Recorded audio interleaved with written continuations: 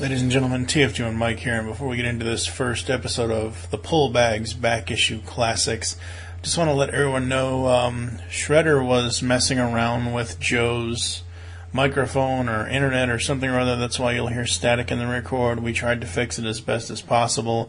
Michael Powers from Off the Cuff did an amazing job trying to clean it up. In future, the Pull Bag Back Issue Classics for the TMNT reviews will not sound like this, but I just wanted to give you a quick warning. Also, this episode is dedicated to the memory of James Avery, known as Uncle Phil on Fresh Prince of Bel-Air, and you can also call him the Shredder. Welcome to the Pull Bags Back Issue Classics.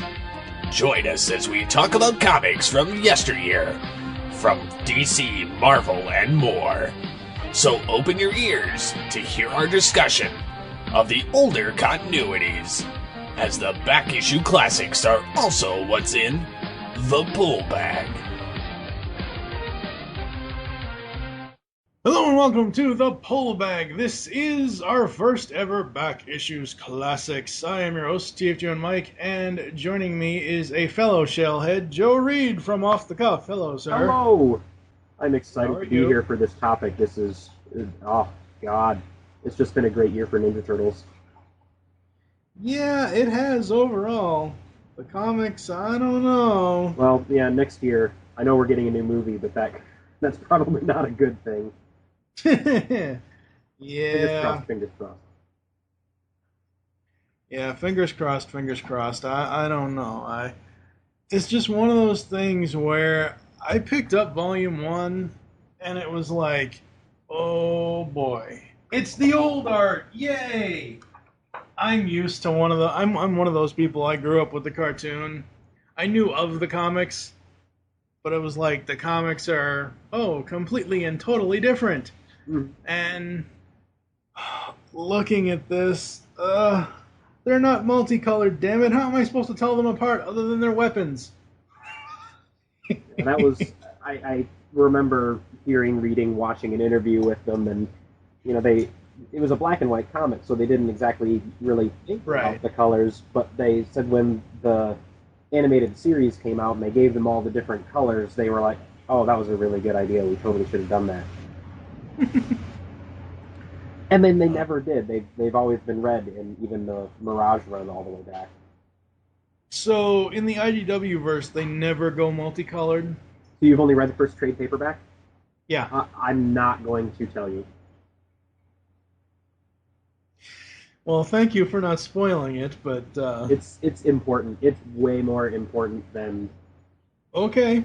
All right. They made it out. I mean, that's one of the things I've read the entire run. I've been getting every issue as it comes out. That's one of the things that I admire most about the IDW Ninja Turtles series, is that they have given meaning to every meaningless thing that's ever come out in any of the other versions of the Turtles, and it's done it exquisitely. And even this, it's a big thing about the colored headbands. So. I've actually been holding off. I've heard nothing but good things about the IDW ongoing, and I think I started getting the single issues at like 22, 23, and I'm still getting them. I've held off because I wanted us to be able to go back and look at the trades and look at the original issues, and that's kind of what Back Issue Classics is all about, because as we all know, if a comic is more than a week old, it is a back issue. And that's really what we're doing here. This is something that we can work on where we don't necessarily have to say, oh, this is this month's issues, or oh, that's this month's issues, or whatever else. So we can kind of go back and go slow. But yeah, we're going to be covering the first volume. I'm reading it in volume form. You're reading it single issue, right? Yeah, I've been buying it single issue since the beginning. Maybe out of convenience, someday I might pick up the trades, but for now, I've been reading it single issue because there's no way I could wait. I'm too big a fan. Yeah, and that's really what it came down to with me picking up this series in single issues. I've collected Ninja Turtles whenever I can and whenever I had to, and I'll be reading like volume 4, and I'll get to a point where like I'm not really into this. I don't really want to keep reading it, and I told the comic store to stop pulling it, and Yeah. then I get this wild hair up my butt 2 years later to complete the Mirage series, and oh well, now I just screwed myself because now I have to go find all these issues, and they're a pain in the neck to find. So I swore when I started looking for the complete series that if a Ninja Turtle comic is coming out, I'm going to buy it because 10 years from now, I'll wish that I had. And so Yeah. I'm not messing that up again. Yeah, no. All right. So, yeah. So, like I said, we're going to be covering Volume One. Change is constant. I hate change. And the cover copy on the back says the Teenage Mutant Ninja Turtles return to comics in their first IDW adventure. It is a different world for the Turtles. The group is broken as Raphael wanders the streets of NYC in search of food and shelter. His brothers and Master Splinter are on the search for him, but so far all they can find is trouble in the form of mutant alley cat Old Hob and his gang of criminals. The very core of the Turtles family is at stake, and the new origin of TMNT is revealed. Join Tom Waltz, Dan Duncan, and TMNT co-creator Kevin Eastman for the start of a wild ride. And when I first read this, I Mm-hmm. was very excited and blown away. And I don't remember, this is over a year ago now that this was coming out, I think. Yeah. And Yeah. loved it, loved it, loved it. But now that I've read everything and go back to this, Mm-hmm. man, this was a treacherous way to start this book. And it's good, but it gets so much better. And if I were to read something like this now after reading what I've already read, I'm surprised that it is where it is now. But that's just to say that they're finding their stride, they're hitting their stride, and everybody's excited to do what they're doing. Certain trades, depending on which company it is, whether it's IDW, DC, Marvel, certain trades do it a certain way, and I'm kind of used to the way DC does it with trades as far as, hey, this is issue this is issue that, and this is issue that as it goes along. What I love about this in IDW is, in the trade form, it's a constant 4-chapter story. It doesn't say, it gives you one cover. It says change is constant with the 4 turtles on it after like the main credits, and then it opens up chapter 1 with the car crash and all this and all that, and not the car crash, but the fight between Old Hob and the turtles. Yeah. And I love how this is structured, where it's just chapter, chapter, chapter, where some trades do it where, hey, you can clearly tell where the issue ends, where the single issue would have ended. And I like that this is one consistent flowing story with these trades, and that's kind of why I'm glad I'm doing it in trade form, for now anyway. You don't have to wait. Yeah, waiting for the trade is a very, very hard thing, but sometimes it's worth it. Well, you have your whole stretch of books to read in one book. I mean, when I finish something in the middle of the story arc, I have to wait 30 days for the next one to come. Oh, I know. No, I know. Trust me. I do that with Batgirl and Nightwing. It's like, oh, come on. I do that with the other IDW series, the new animated adventures. I wait for that every month, and it's like, oh, come on. I've had a hard time reading that, but I'll get into it eventually. I just need to sit down. Yeah. I look at it as in between episodes of the series. Like an episode of the show could air, and then the comic could come out, and it could be another adventure. So I look at it that way. But the art in this is very dark. That is, at least in the first couple pages. Been blown away by Dan Duncan's art in the first series. It does change artists, but that's one thing. It changes artists when the story arc changes, so you get that at least consistent whole bite of story, and that's really nice. But Dan Duncan, man, if that guy were to draw Ninja Turtles, and that's what Ninja Turtles looked like forever, I'm totally down with that. The whole biting the bottom lip thing, that it upset me for like 30 seconds, but now I don't care. That's just what I want him to look like. Yeah. And Kevin Eastman's done the layouts for this, and in fact, I think there's an issue 1 somewhere where it's all just his. Yeah, there's a couple of artwork. pages where it's just Eastman, yeah. Oh, that would be beautiful. It's so sad that the two of them had a falling out over creative differences. I've never heard the full story on that, and I met Kevin Eastman at Detroit Fan Fair a couple of years ago, and I didn't have the balls to ask him like what the story behind that was. And even if you asked him, it's not like he's going to badmouth the guy. They millions of dollars together somehow or another.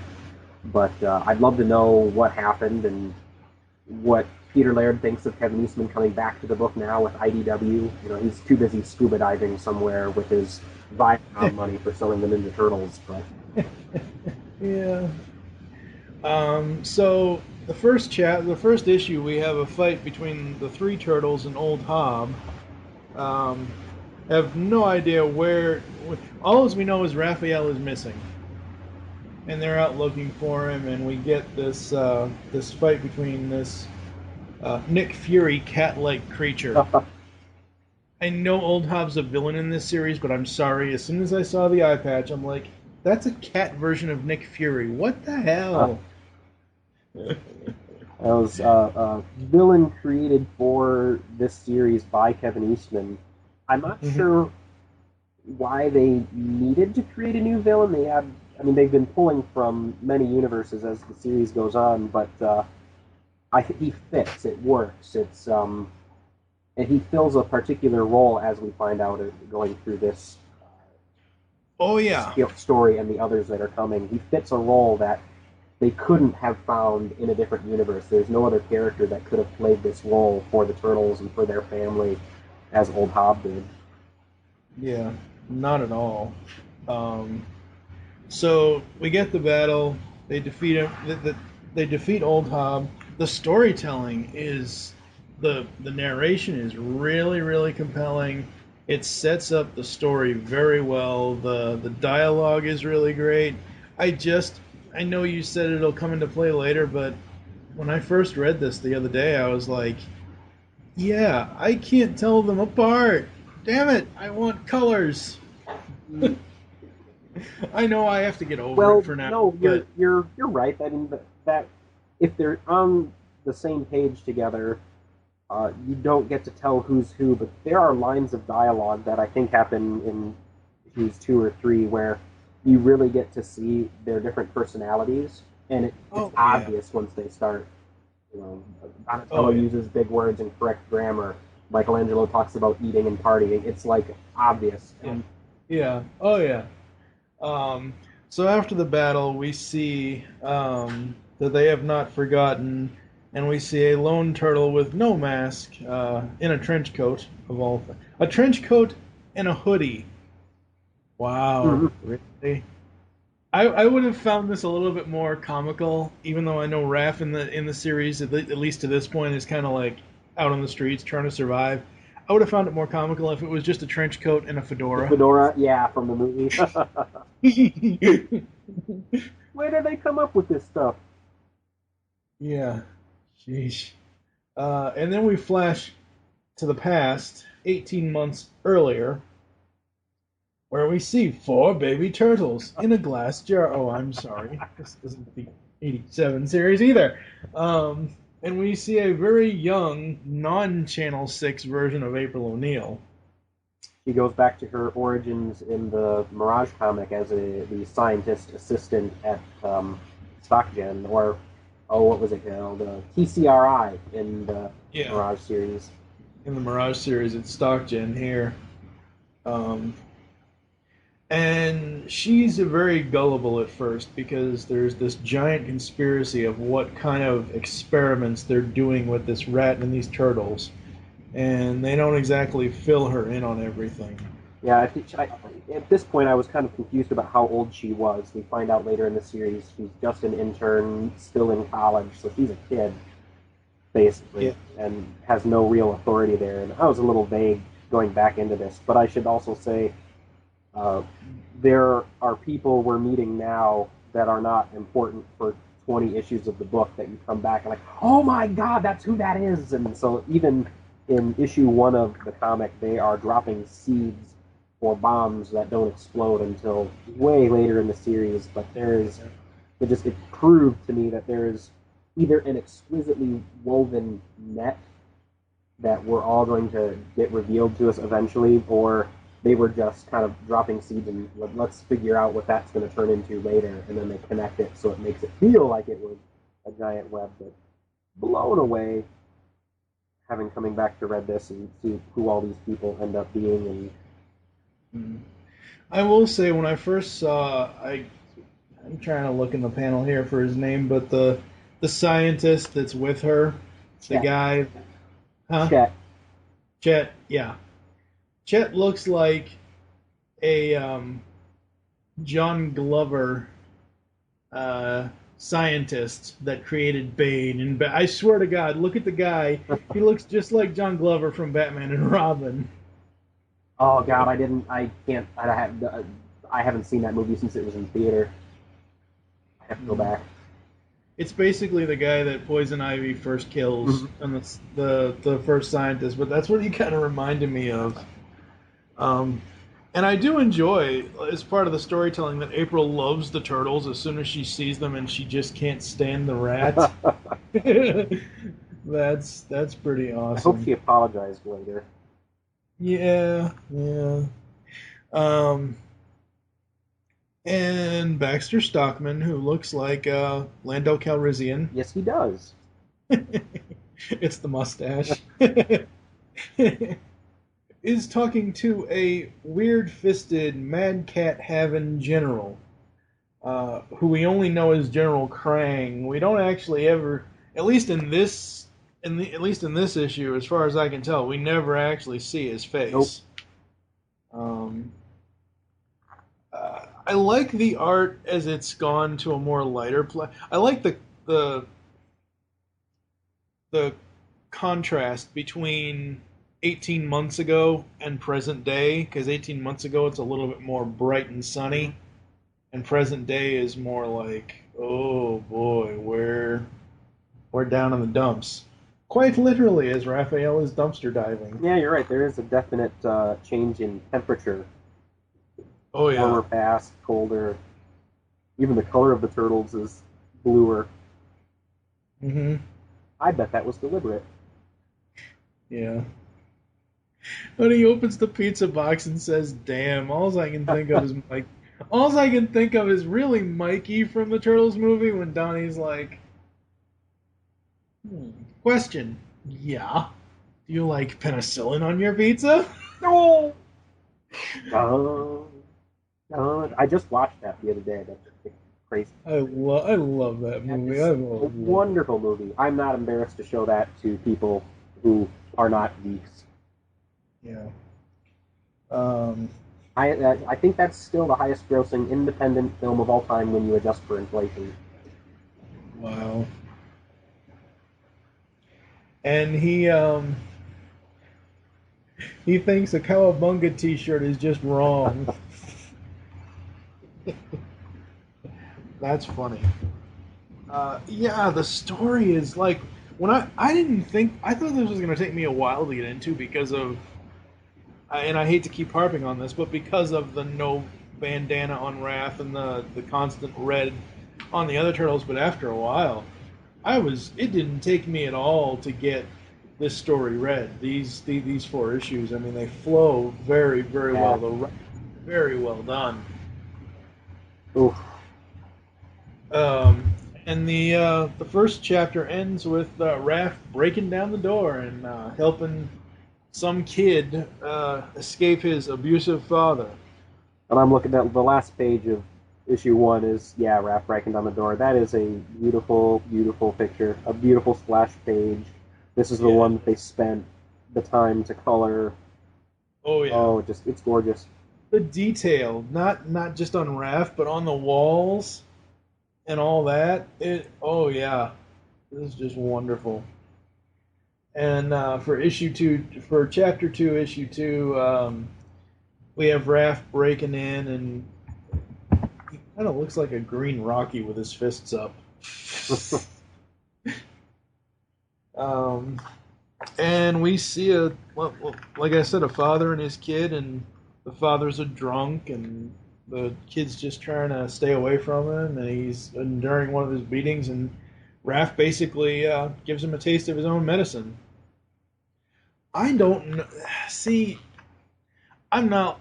I'm not like you. I haven't read a lot of the old Uh-huh. stuff. So for me, Casey's always been either Elias Codius, who sadly has not aged well over the years, um, or Casey from the cartoons. I don't think I've ever seen them explore, at least in cartoon or film media, Casey's home life. And arguably this is a younger Casey. This is a college age Casey. So this isn't the adult we saw in the Hmm. film. But had they ever explored this before this Yep, series? Mirage did it. And, Okay. they trying to think. There was a there were one shot what they called the Tales of the Turtles. It was a small series that happened during the original Mirage run, but then when Volume 3 and 4 were going, they brought back Tales of the Turtles, and it ended up actually being the longest running Turtles series uh, ever. Were just these fill-in issues, and they discussed a lot of Casey's backstory here and there as that went through. But I think and somebody's going to call me out on this, and that'd be fine. But I think it has been abusive father. He escapes and decides to take the beatings that he endured to other people. But he's a pretty prominent character throughout the entire Mirage run. He's always run with the Turtles, and um, my first experience with him was the cartoon where we didn't know what he was behind that mask. He could have been a mutant covering his face for all we knew, and didn't have much of a personality. But the movie version of him is fairly accurate, I think, compared to the original. They're bringing that spirit along. Oh man, I love movie Casey. I and it's so funny because he and Raph always. It seems like I guess it's an old staple by now where they are always the two to team up Yep. or the two to have the most antagonistic personalities against each other as far as getting along. And man, Well, I think the two of them always ended up getting along. I mean, besides the yeah, usual tips that Raph will get in, but the real and antagonistic relationships have always been between Raph and Leo. But yeah, yeah. whenever those two have uh, a marital tiff, Raph goes and runs with Casey, and they go beat up people. That happened in the computer generated movie too. When the Yep, first person he went to go be with was Casey. yep, yep.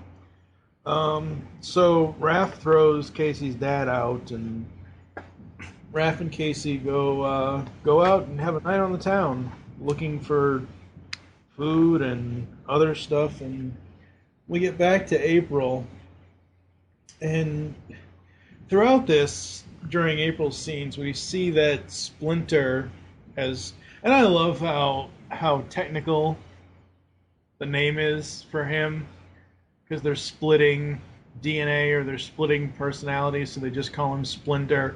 That's interesting. I don't know if it's my favorite version of how he got his name, but it's interesting. You, well, I guess I'm going to Splinter's name. The original Ninja Turtles. You know the premise behind why that book even got made? The self-financed $6,000 that they borrowed from Kevin Eastman's uncle to get that book published. No. The Ninja Turtles, Teenage Ninja Turtles, the first issue was only ever intended to be a parody of Frank Miller's Ronin. The Oh the wow. cover logo is in the same font. The illustration on the cover is done in the same style, that kind of weird hatching without outlines. And inside the book, it's either homages to their various different comic book heroes, Kirby and Frank Miller, and the big parallel, the big connection point is actually Daredevil. Splinter is a play on Daredevil's mentor Stick, So the name Splinter and Stick was parallel.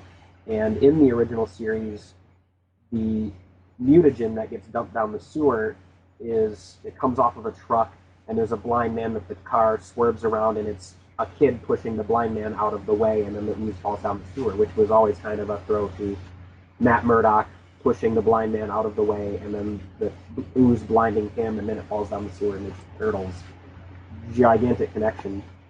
And the subsequent issues of those early Ninja Turtles were send-ups to other different genres. When the Turtles went to space, it was a riff on Star Wars when this happened there. And so I haven't noticed any connections in this book to other artists and genres and things. It seems to be a send-up to itself and its own history, but I'm hoping that I just don't know, but that there are references in this to other pop culture things that are important to artists. So now you know. Yes. I feel like we just played a Kevin Bacon game. I didn't think of Kevin Bacon, but I'm sure it's possible to, within 5 moves to get there. Yeah, probably. So we get April again, also 15 months earlier, where Splinter just pops in on her and gives her this piece of paper. That's not a normal rat. No. Oh, that's a CD case, a little paper CD info. Yeah, it is a CD case. It is. When I first saw it, I thought it was a piece of paper. But yeah, you're right. It is a CD case. And I love the image of him before he jumps off the cage. I love him sitting on top of the cage with the 4 turtles in the little habitat. I think that's awesome. And then what I can only assume are the Foot Clan. They break in. I don't know if it's the Foot Clan or not. I assume it is, but They're a very early. In continuity, I don't think they've established themselves in New York enough to have uniforms or any of the kind of iconography, but I think that's the Foot Clan. I remember reading this going, not exactly sure who those guys are because they don't have like the Foot logo or the little eye bug goggles over their eyes that signifies Foot Soldier to me. And yeah. as soon as one of them's getting the beaker to the eye and Splinter comes up and claws one of them, that like, is that one going to be Shredder? Is that... Yeah, I was thinking that too. So I know the answer to that question now, but it's still... Yeah, I was so thinking that, and then the only thing I thought of after I saw that panel of him scratching the guy's face, and I'm thinking, now I will finish what I began with your ear. And the real thing that made me think that at that point was how beautifully that panel was illustrated. Yeah. That they spent too long on that and put too much time into Splinter's expression for that not to mean anything. Yeah. Yeah, really, yeah, it did. And so the police come, Ninja vanish. Well, he doesn't say ninja, but so the unnamed Foot Clan ninja type people escape after Splinter scratches off his face, and somehow I'm trying to follow this. Was the mutagen already spilled? Here's what I figured this out last night, rereading this for the record here, that in that bag that the Foot Soldier has snatched are the 4 turtles and 6 different vials of some kind of mutagen. And that's important because in the next panel, as Splinter claws him and causes him to drop it, those 6 canisters smash, mix, and that's what gets on the turtles, which is why the turtles end up being unique and that they can't really make more of them. And it's also why later in either, I can't remember if it's this arc or another one, that General Krang is so irritated because they can't make it again because it was an incidental, it's all polluted and destroyed and mixed up with dirt on the ground. They can't salvage it to actually fund whatever or do whatever thing Krang wanted to do in it. Yeah. And then we have the cat who tries to eat one of the turtles. So we know where Old Hob comes from. um, and then we switch back to present day, where they are arguing over trying to find Raphael or not, whether they should just go after Old Hob or keep searching for their brother. Because apparently by this point they've been looking for Raph for over a year, and it's getting tiresome. And in fact, the turtles don't even know Raphael. They don't remember him. Yeah. And as far as they know, Splinter's just freaking him out and has no clue whether or not he actually exists. And Raph doesn't know what a fist bump is.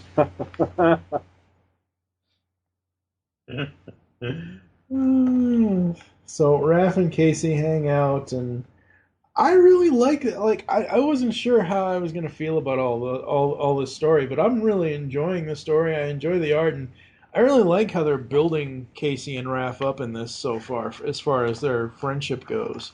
And I think that the emphasis on that comes from Kevin Eastman being attached. I think he's always been partial to the Casey and Raph relationship, and could really give two rips about any of the other turtles. It's about the one with the anger issues dealing with the one who helps balance him out. Right.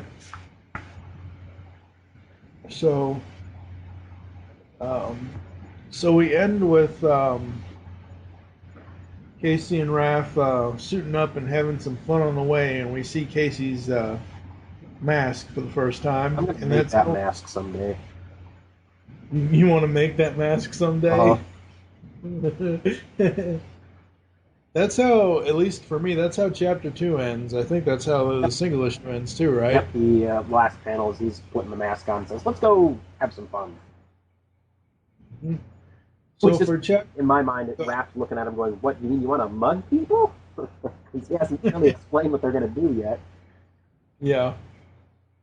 But no, Casey's a good guy, and as issue 3 begins, they're beating up muggers and doing the heroic thing. You purse-grabbing pukes!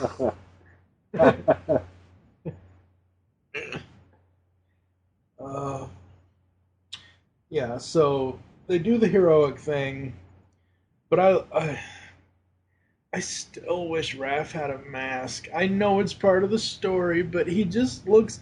The image of him and Casey standing next to each other over the purse snatcher, Casey looks awesome.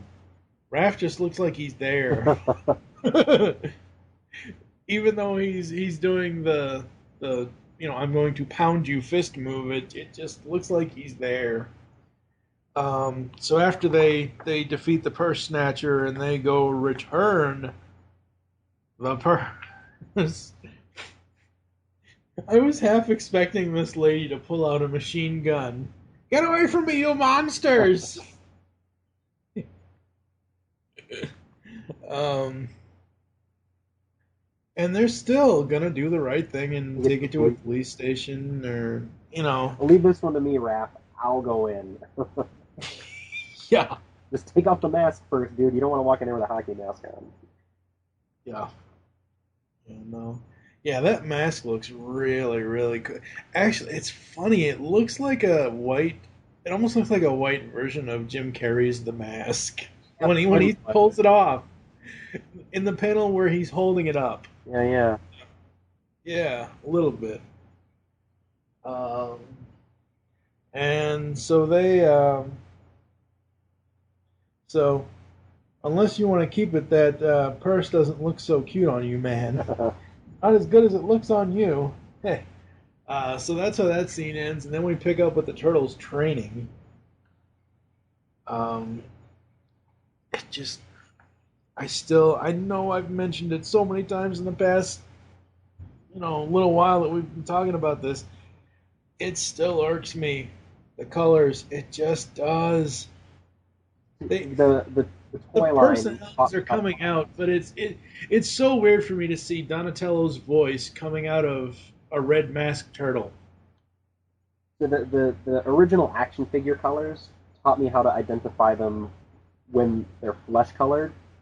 Like Hmm. it's always Donatello's always been the dull brownish one. Michelangelo's always been the foresty green one, and Leonardo's Yeah. been the most primary, well, secondary color green, pure representation of green.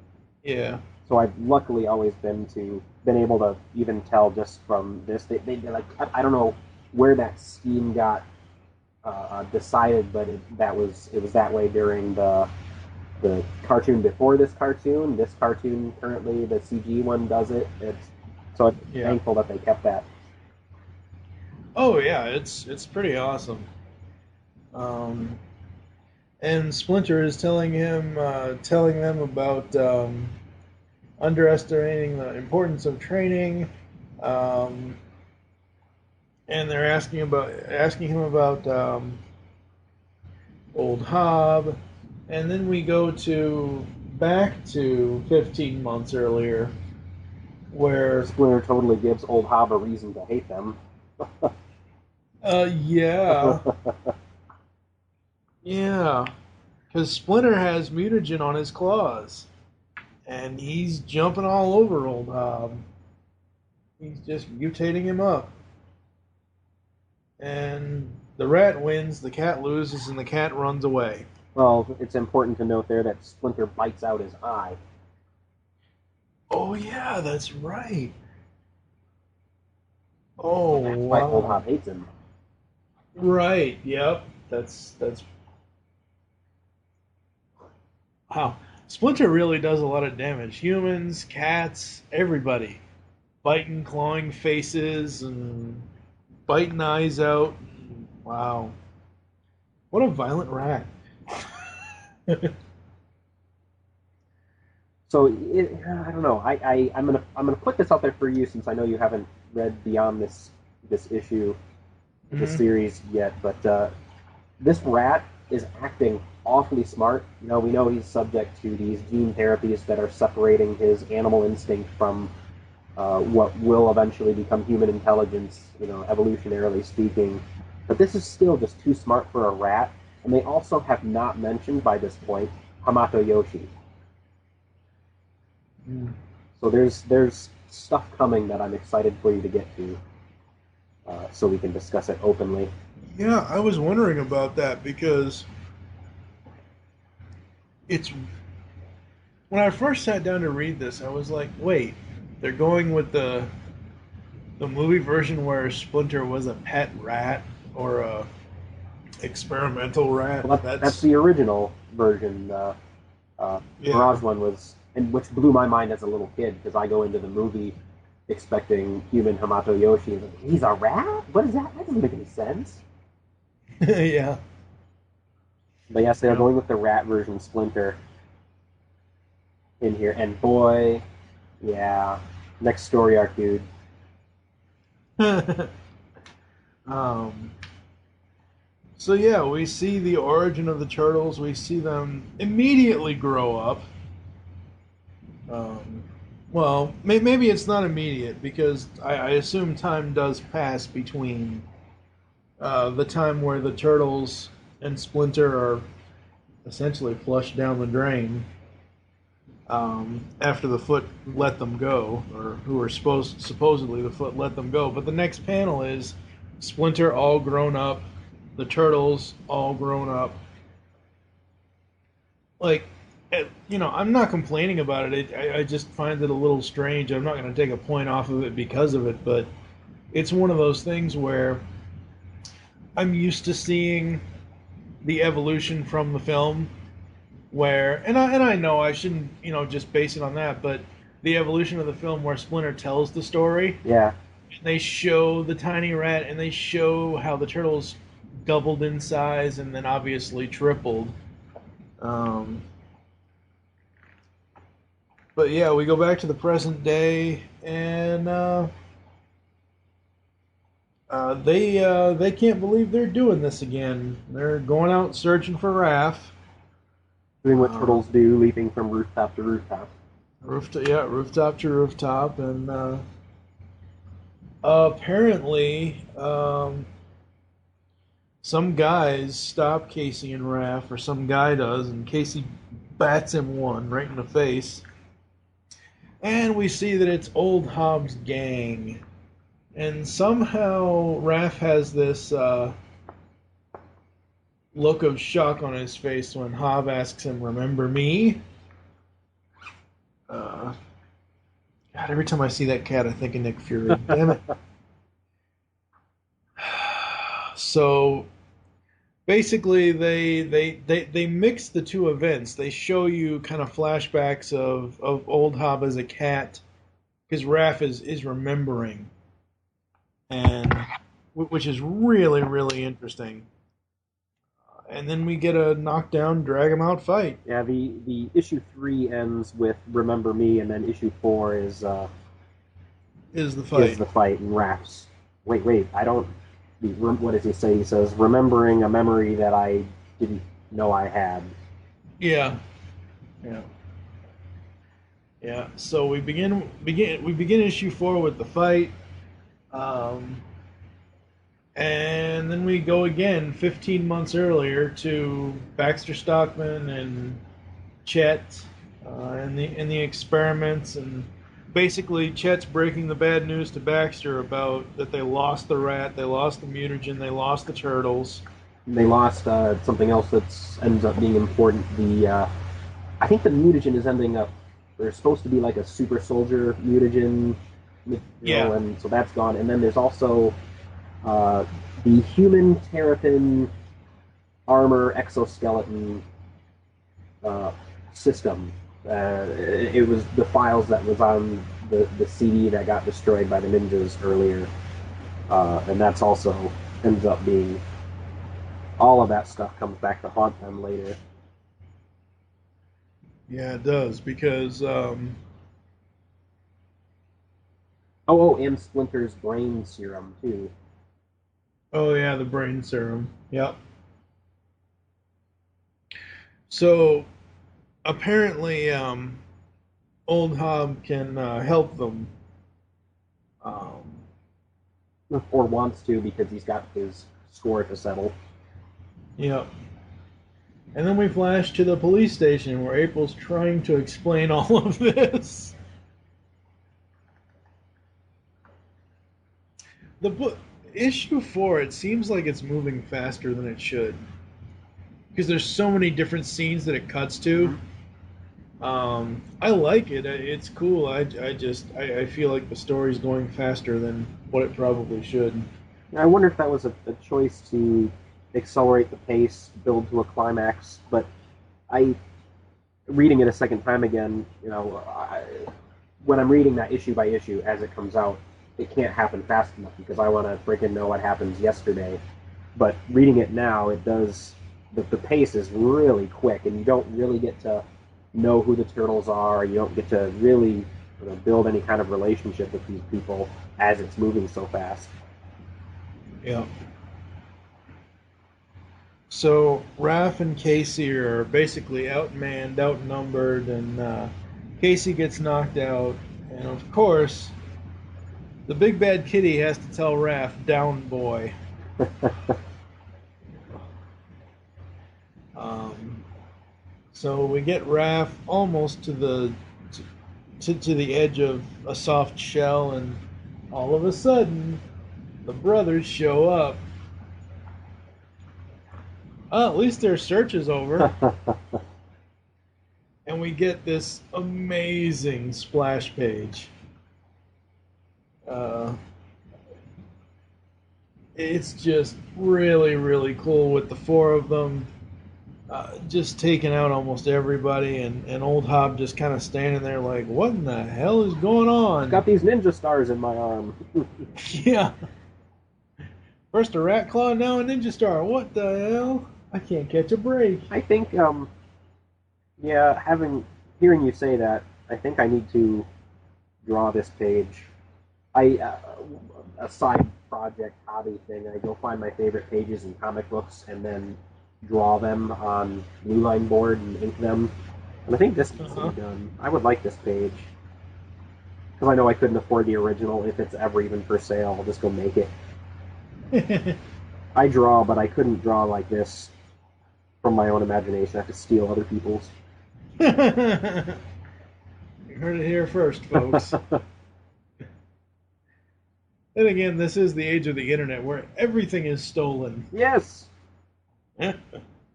um, Oh, so so, you may take it. dudes, look, Hobbs punking out on Raphael. Hobbs gonna kill him. No, wait. And it's basically, it's basically Raph and Hob, and Raph tells him to shut up and that he'll kill him, and we have this knockdown, drag-out fight with the two of them. And again, the way the panels are set up, like the panel where Raph says "I'll kill you" when it's the two of them facing off, and then the actual fight, Raph grabs him and pokes him in the eye. That's awesome. And bites him in the arm. Obviously not trained to be a ninja. No. It's like, you know. So we've got Raph wanting to kill old Hob, and one of the four turtles stops him. That's Leo. Okay. You say so. Well, he's got swords in the next panel. Yeah, okay, yeah, that. And he does have a sword in that panel. Okay, all right, that's, yeah. You know, so they are. So we finally see the first art. Well, because they finally found each other. We finally see a first argument between Raph and Leo. So that's nice. I love Casey. Oh man, that dude must have hit me harder than I thought. For you. Wait a minute. Does he say? Oh, he does say it. I'm seeing 4 U's right now. Yeah. E. Yep. Yep. And the story ends with the reunion, and all four brothers are back together with Master Splinter. This was a really, really cool issue. Even though I've complained and complained about the bandanas, after I read it, I got used to it. I'm like, okay, that's what it is. If it stays that way, fine. If it doesn't, it doesn't. We get some in the trade. We get some pretty cool art gallery shots. That's one of the reasons I want the trades. Those are probably beautiful. I don't even know what they are. Yep. One of them is the left and the right page it's pencils by Eastman. One of them is the colors. It's art by Eastman with colors by Rhonda Pattison. And it's just like action shots and stuff. And then you have what I assume. Wait, it is IDW. What in the heck? Were there alternate covers for these? Yeah, dozens. Okay. Way too many. And I bought this comic more times over than I should have. Because there are 3 of them in this for the trade. And then it advertises that's what I love about IDW. They don't do any advertisements until the end of the story. There's an advertisement for the Ultimate Collection Volume 1, the hardcover edition. Want that? Never bought it yet. Haven't bought it. Really? The hard part is that I bought the first 12 issues of the Mirage run so many different ways that I really can't justify buying it again. I probably have that 6, 7, 8 different times. Yes. All right. Overall, I really enjoyed it. I didn't go in with any. I didn't go into reading the series with, oh my god, if it's not 87, I'm going to hate it forever. Oh my god, if it's not the 90 film, I'm going to hate it forever. At all. I went into it with an open mind, and outside of the colors, that's really my only real huge nitpick gripe is the colors. But if you say that it comes into play later in some awesome way or something or other, I'll go with it for now. I don't think you have to wait long. I think it's the next issue. Oh, okay.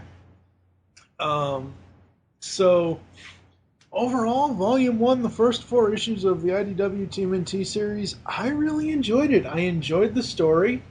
It was very well written. The art, it was a little hard to get used to at first because I'm one of those people that is used to bright, shiny, not really a lot of gritty art. And this is because it's Eastman. Well, it's not him on art, but it's his storytelling and his way of style, and it's. I've never seen anything from Dan Duncan before, so I'd love to find something else by him, just because I've loved this so much. It's this exquisite balance between what looks like a gigantic black Sharpie marker and tiny micron pens. And yeah. then with the coloring that's on top of it, the colors, who's doing the colors? I don't even know. The colors is let's see here. Colors by Rhonda Pattison, letters by Robbie Robbins, layouts by Eastman, art by Dan Duncan. Yeah, her coloring is splatters and uneven, kind of blotchy. So it's really a noisy looking picture, but it adds to that grittiness, that static, the all very subdued colors for the most part, except for some of those flashbacks. They're doing, I think, with this and with a trick that they do in the next issue, which we'll talk about when that happens. They're really using the art, especially with the first 12 issues, to help tell the story. It's very much about that on purpose. Oh yeah. I'm reading another book right now, Guardians of the Galaxy, and halfway through the issue it changes artists, and then the next book is a completely different artist. And yeah, it's telling a story, and the story's good, but there's no concern for that continuity, and they're not being able, like the Turtles have here, to utilize the art to help tell the story with that atmosphere that it creates. Yeah. Yeah, but overall, I really, really enjoyed it. I'm probably going to give it a 5, which is, for GCRN standards, is a perfect. Overall, 5 out of 5 stars because the story was well done. The art is really, really well done. It kind of has an old style feel to it, but you can still tell it's digital art. Very, very awesome. What about you? Yeah, it's hard for me to give it a 5 because it gets better from here. And so you kind of, because it's brilliant, give it the 5, but then it just keeps going. Oh, yeah, you gotta catch up, dude, because I'm ready to talk about the next issue. I know. Well, not ready. I haven't reread it, but I'm going Yeah. 2.5 old information in my head. But Yeah. I think, and I don't know.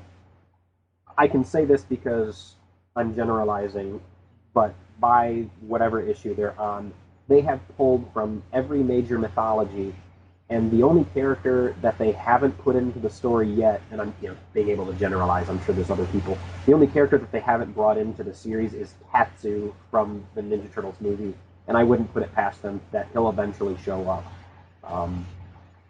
But yes, that's an exaggeration, but the way that it's becoming an amalgamation of everything is I really... just can't.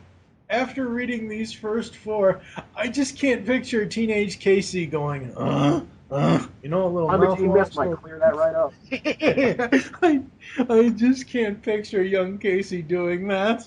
You would be wise to lose your flippant ways. All right, well, even though we haven't met Shredder yet, he decided to slice and dice Joe's connection there for a moment. You got anything you want to pimp out? When is Geek Garage Sale coming up? Isn't that coming up here pretty soon? Yeah, I just started talking about it on the Facebook at the New Year. Our Geek Garage Sale for 2014, first one will probably be the first or second week of June. Haven't decided a date yet. I got to talk to all the people.